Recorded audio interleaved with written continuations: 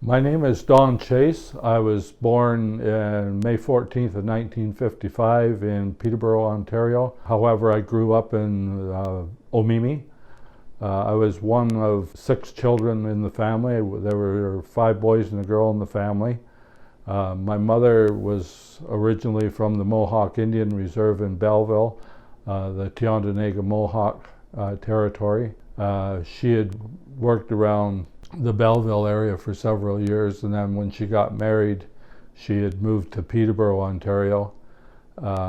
All the children in the family were born at St. Joseph's Hospital in Peterborough, but we had settled in Omemee, and that's where we were all born and raised. My third oldest brother, Billy, drowned when he was 17, and that was in 1970, approximately a month after he had graduated high school at LCVI with full honors. As a result of the drowning, my mother wanted to get out of Omemee, so in 1970 we moved to Lindsay. We settled at 42 Kent Street East in Lindsay, just down the road from the Academy Theatre.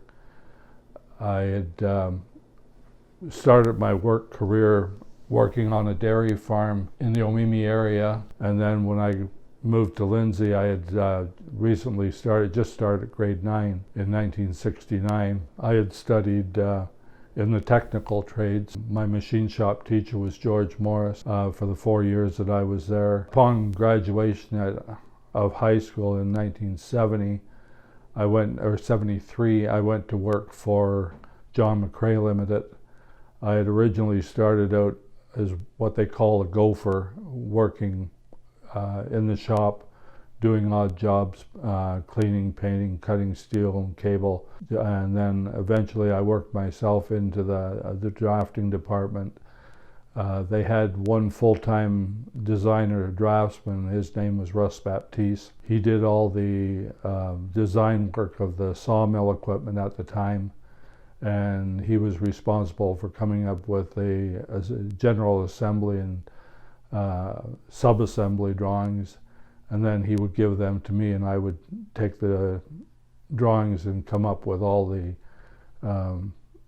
finished drawings for fabricating, welding, and machining. And I was at McRae's for approximately 5 years. For about the last year I was there, I was actually shop foreman, responsible for the running of the entire factory part. I had approximately 4 welders full-time and four machinists working for me full-time, doing a variety of jobs. I left McRae's in 78 and went to work for Bonar Plastics. Bonar Plastics at that time was located on Logie Street. I was originally hired there as a welder fitter. They wanted somebody extra to work in the mold shop, so they had hired me for welding and fitting. But eventually they realized that I had quite an extensive background in mechanical drafting and design and machine shop. So in '83 they had sent me back to school and got my machinist papers. I did a 4-year apprenticeship in a year and a half and got the highest marks for Sir Sanford Fleming on McDonald Street at that time. I spent a total of 10 years at Bonar Plastics, and then I moved on to Binney and Smith, Crayola or Canada Crayon, I think they were called at the time. Binney and Smith had hired me because they needed a machinist. I worked a couple of months as a machinist, and then they realized that I had a background in mechanical drafting and design plus welding and fabricating. So they got me to do a couple of custom jobs for them, some involving straight welding and fabricating, some involving designing and building of custom parts for their equipment. They had quite a large selection of high-speed production equipment, and I ended up being reclassified as a machine builder. As a result of the reclassification, it became my responsibility to design and build custom equipment with the help of the rest of the maintenance department. And I worked there for approximately 12 years. I had lost my job in November of '98 from downsizing. They figured they could outsource the work that I was doing, but a couple of months later realized that outsourcing didn't work. So they hired me back on contract to do a couple of special jobs that had come in. And I worked about a year and a half on contract. And then in June of 2003, I had lost my job the second time. At that point, I bought out their machine shop and became self-employed and opened up my own business at a shop at 287 Angeline Street North. It was in 2003 that I started my own business full-time, and in November of '06 I was able to buy the property and carry on my business living at the same location. Over the years I had worked for a variety of different people in agricultural work, custom welding, fabricating. The most unique job I happened to come upon was I had worked for Walter Humphreys for several years doing repair work on his boat, his 24-foot cedar strip steamboat. And I also worked for his son John Humphreys, who was a local antique dealer.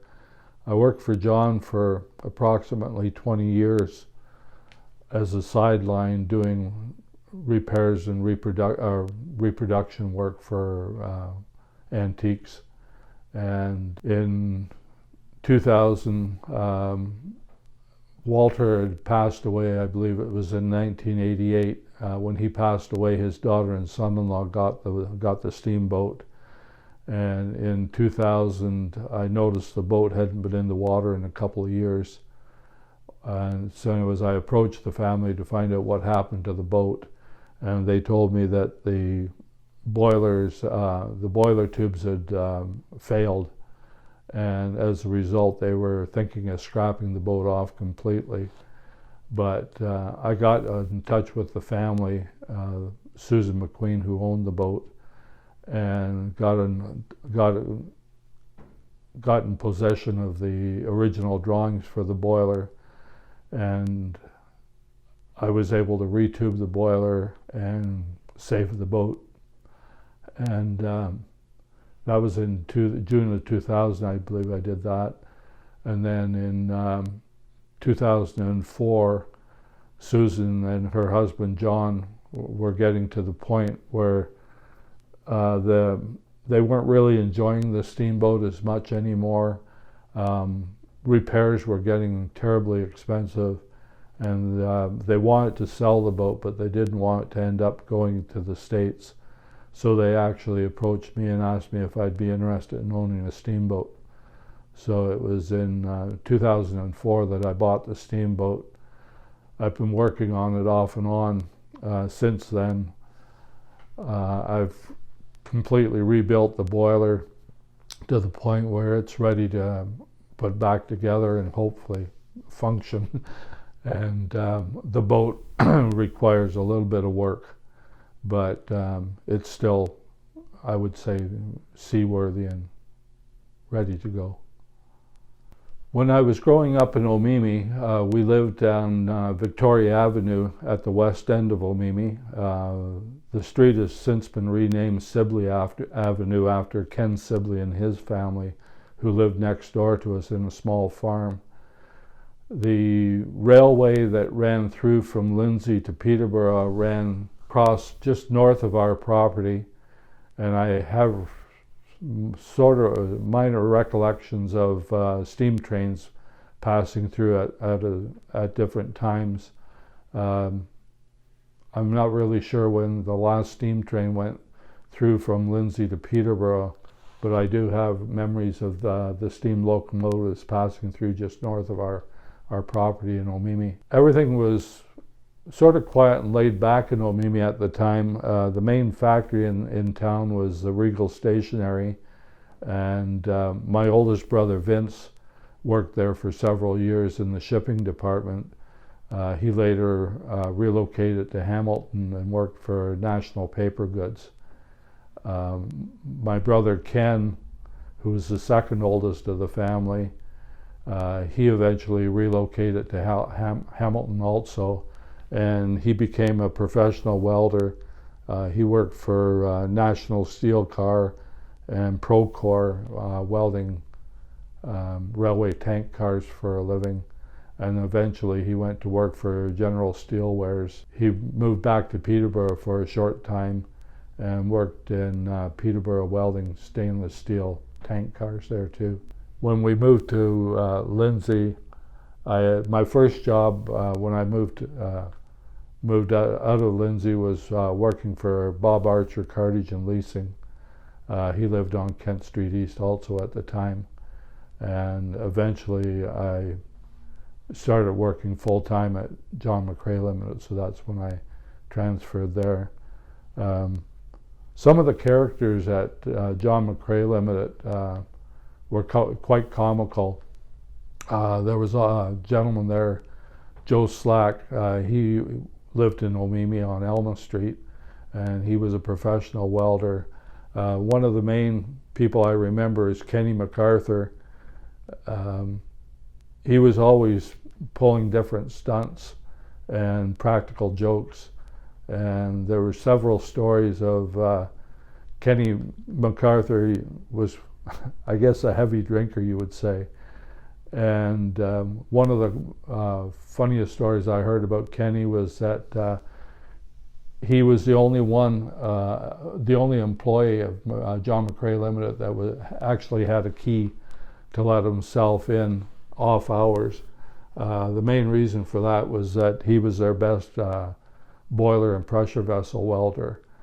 On one occasion it was said that he had been out for a night of drinking, and on his way home got tired and needed to have a bit of a rest, so he let himself into John McRae's and promptly fell asleep on the parts counter at the end of the machine shop area. Unknown to him, some other people had followed him into the store and subsequently cleaned out the store of quite a bit of material. And when the police arrived the next morning to investigate a break-in that was reported, they found Kenny sound asleep on the counter. And there was also other stories of Kenny getting inebriated and pulling manhole covers off the Kent Street and sitting there thinking he was ice fishing and trying to catch fish from the local sewer system. He was quite a character, but he was very, very proficient, an excellent welder, and became a very good friend after several years. When I moved on to Bonar Plastics, most of their employees there, I believe, were from the Lindsay area. I don't remember anybody from the Omemee area where I grew up. In the maintenance department, we had approximately 11 people that I worked with. There was a variety of positions there. I was the only machinist welder fitter they had, and I did a lot of their design work for them, but they also had other tradespeople who specialized in hydraulics, pneumatics, and electrical. My best friend there was Roy Simpson. I later found out that he was actually, his grandfather was A.G. Simpson, who started the A.G. Simpson stamping plants and was one of the biggest automotive parts suppliers. Roy was quite an intelligent man. He had an industrial millwright ticket. He had an industrial electrician ticket, and he was also a millwright, I believe. So he had actually 3 different certificates. Oh, and he was a licensed boiler welder fitter, I believe, because when we worked at Binney and Smith, they had 2 boiler systems, a low pressure system and a high pressure system, and Roy was responsible for the maintenance of the 2 boiler systems at Binney and Smith. I think that was my first involvement in steam in general, because when Roy went off on holidays, because I was a part of the maintenance department, whenever he went off on holidays, he would show me how to maintain the chemicals and the pressures of the boiler system. So I was more or less responsible for operating the boiler systems or maintaining the boiler systems while he was away on holiday. It sort of gave me an early beginning in steam in general, and then it just happened that in later years I got involved with working with Walter Humphrey on his steamboat, and then eventually I ended up retubing the boiler. When we lived in Omemee, our family all went to Christ Church Anglican in Omemee. We had a choir director came in from Toronto one time, and he used to teach music and choral direction at a church up in Toronto, and he had expressed an interest in starting a senior and junior choir at Christ Church, Omemee. That was my first involvement in music. I believe I probably was around 10 years old when I started singing in the church choir at Christ Church, Omemee. Later on, when we moved to Lindsay, I had joined the church choir at St. Paul's Anglican in 1978. It happened that my machine shop teacher for 4 years of high school, George Morris, was the only tenor at the time. It was quite a large choir. I think there must have been at least 14 to 16 people in the choir at that time, and they also had a junior choir. George and I, for several years, were the only 2 tenors in the church choir. I had started the church choir in '78. In late '78, James Brown from Fenelon Falls had started the College Community Choir at Sir Sanford Fleming. I wasn't aware that he had started the choir or what his plans were for the choir, but because several members of St. Paul's Anglican Choir sang in the College Community Choir, they convinced me that I should join the College Community Choir too. So I've been in the church choir since 1978, and I've been in the community choir since 1979. Last several years at the community choir, I've been section leader for the tenors. I've always been interested in music. Around the house in Omemee, there was always a lot of music being played, either on records or tapes or TV programs that we listened to. I always had an interest in country music, gospel music, southern gospel music in particular. Eventually I developed quite an interest in bluegrass music and guitar playing. I have a collection of 5 guitars, but I don't really play any of them very well. The other involvement I had in music was when I worked at Bonar Plastics. My boss, Jim Bine, was from England, and every year he used to go to England for summer holidays, and he always brought back Welsh choral records, and that was my first involvement in choral music, and I was totally fascinated with the beauty of the sound of the Welsh male choirs. And it was later on that I had joined the college community choir and was actually able to learn more about choral music and 4-part harmonies.